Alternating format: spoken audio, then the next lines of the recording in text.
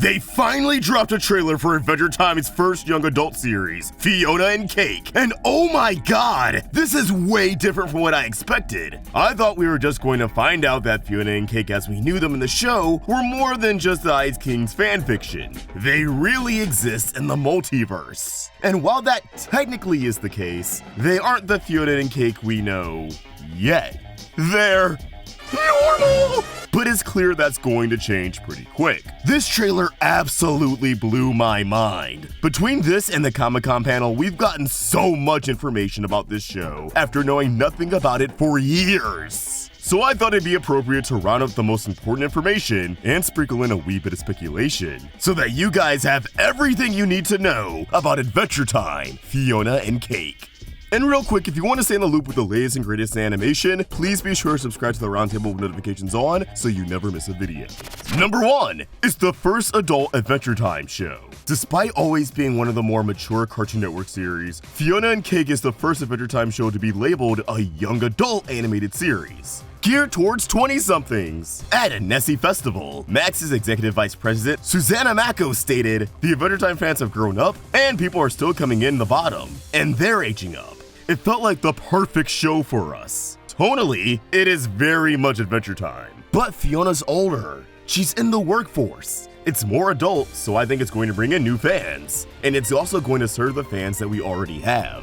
While the trailer kept a lot of things close to the chest, it's clear that Fiona's going through something a lot of people go through as early as their mid-20s. She's discontent with her adult life. She finds her career unfulfilling and thinks the world is totally boring and devoid of any magic. She's depressed, and the show reflects this in the somewhat muted color palette of Fiona's world. A stark contrast from the bright and vibrant colors we're used to from the Adventure Time series. I also think Simon's arc has the potential of taking this show to a very, very dark place. But let's save that for later. All of this being said, I think Adventure Time has the perfect evolution for an animated franchise. The OG was the perfect show for all ages, and had the charm of Finn growing up alongside the target demographic when it was airing. Then we had Adventure Time Distant Lands, which started to dip its toes into more mature themes, like the existential focus of Together Again, and visuals like Marceline's Mama Lise coughing up blood in obsidian. It felt like they were able to get away with more by virtue of being on HBO Max. And now Fiona and Cake officially brings us to the next level. And it makes sense because all the returning characters are noticeably older. I can't wait to see how adult this series ends up being, because this show can pave the way for more animation to exist in this demographic. People who saw the first episode at Comic-Con have confirmed that there are some light swears in it, like damn or Jesus, if you count Jesus as a swear. I guess kid shows can't say his name like that. But this means he's officially Adventure Time canon, right? Number 2. It's an Izakai, baby! Like I said, I thought we were going into this with Fiona and Cake already being Fiona and Cake, the adventurers. Instead, Fiona is a tour guide. Notice the microphone, info cards, and word tour above her head. And Cake is a regular old cat who has apparently been acting weird at the start of this miniseries, as if she knows something's off, and as if their lives are about to change. This world really does seem to be as normal gets. As a result, everyone's been turned into a humanified version of themselves. Marshall Lee is no longer a vampire, with a redesign that I really dig, noticeably having locks instead of straight hair. So now I can cosplay him. Presumably, this world's version of Hudson isn't the ruler of the Notosphere, but probably a CEO or some shit. They better be paying their workers fairly. Shout to SAG and the WGA, baby! Any pink characters more or less look the same, like Gumball and Wildberry, and we also have human versions of Ash, gender swap for the first time, Lumpy Space Prince, and we can see the back of what looks like this world's version of Abracadaniel. Abracadani? Fiona saying she knew her world was supposed to be magic makes me think something happened to her world that made it bland and boring. Maybe something related to Simon shenanigans. Ultimately, it looks like her wish gets granted, literally as we see Prismo play a role in the series, as Fiona and Cake are catapulted through the Adventure Time multiverse, becoming the heroes we know and love. And lest we forget from the old plot synopsis that they're being tracked down by a powerful new antagonist who aims to erase them from existence. I wonder if that's who this little guy in the poster is. And I also wonder if they'll really be after Simon. And since we're talking about all these characters, let's move on to number 3. Everyone is here! But Jake? As confirmed in the trailer and Comic-Con poster for this series, this show's getting the band back together, as we not only have Simon and Prismo returning, but Finn, Bubblegum, and Marceline are all here as well. And it was confirmed that this is set 12 years after Come Along With Me, which means Finn and presumably Fiona is 29 years old. His beard, robot arm, and muscular appearance confirms he's older than he was in Obsidian, which means this takes place long after Jake kicks the bucket. So sadly, I wouldn't expect him to make an appearance. We already know Bro is straight vibing on the 50th Dead World. Let him rest. We can also see that Marceline is visibly older, while PB has switched up her hairdo. Considering Finn makes a small appearance in the trailer interacting with Simon, and it seems like we're getting a new flashback with Simon and Marceline, I'm gonna take a stab and guess that they're mainly involved with his storyline, and that this show has a way bigger focus on Simon than initially expected.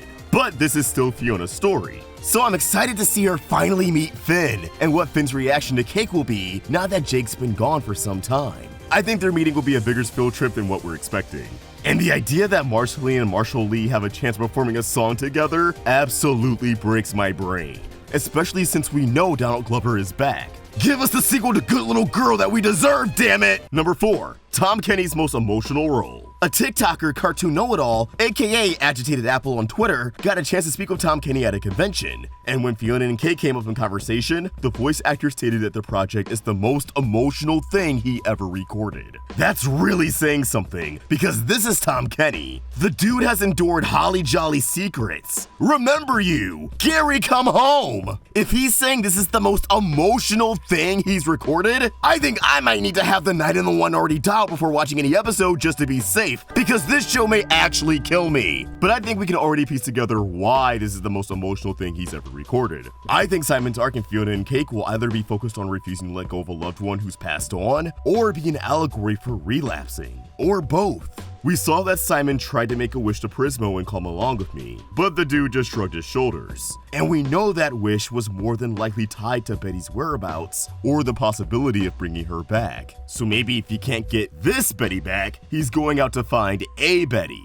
Or maybe he hasn't given up on finding gold-infused Betty, sending him on a multi-dimensional quest to get his girl. But no shot at that working out. He just needs to let go. Alternatively, maybe Simon wants to run away to a world without magic, to relive the life he had before the Great Mushroom War, transforming Fiona's world from the colorful AU we're used to the dull, muted one we see at the start of this miniseries. Or maybe he meant to turn his world back to normal, and somehow affected Fiona's world instead, so he seeks out her and Cake to turn things back to normal. Now, the reason why I think this may be a story about relapse is the quick shot we have of Simon playing piano, which I hope is from a banger musical number. He's clearly turning into the Ice King, crown and all, but what's not clear is if this is from the first time he got addicted to the crown, given that again, we see a Marceline flashback that seems to be her witnessing the addiction firsthand, as he's resisting going for the crown. Or this could be him somehow getting his hands on the crown again, maybe through multiverse shenanigans. And he's just embracing the downward spiral.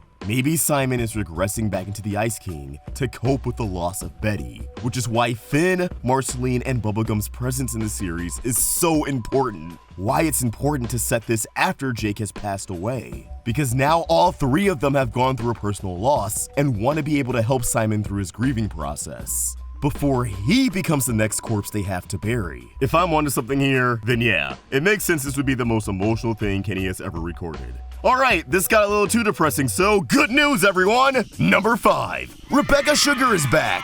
That's right, Rebecca Sugar, alongside other Adventure Time alumni like Over the Garden Wall creator Patrick McHale, will be returning to Fiona and Cake by contributing new songs for the show. I'm absolutely stoked, and while I'm sure Sugar's going to make us all cry again with the multiverse angle, I really hope we get a Marceline and Marshall Lee collab. Come on, the world is ready for it! Please, Mudo, please! Number 6. The Fiona and Cake show might be important. One of the wildest episodes from a meta standpoint was Season 9's Fiona and Cake and Fiona, which revealed that Fiona and Cake was more than just the Ice King's fanfiction. It was actually a show that was on air a long time ago. And a superfan who identifies as Fiona calls the Ice King out on this, claiming his stories aren't true to what really happened, even though she's talking about a work of fiction. Fast forward to this trailer, and it seems like once Fiona reaches Finn's world, she'll meet another huge fan of this show that's honored to go on adventures with the real deal. I assume this girl will more or less introduce normal Fiona to the Fiona and Cake show, and thus her quote-unquote destiny. I'm really curious to see the correlation between the Fiona and Cake show, the real alternate universe Fiona and Cake, and Simon's memories. Because this mindfuck of an episode has been racking my brain for 6 years. And finally, number 7.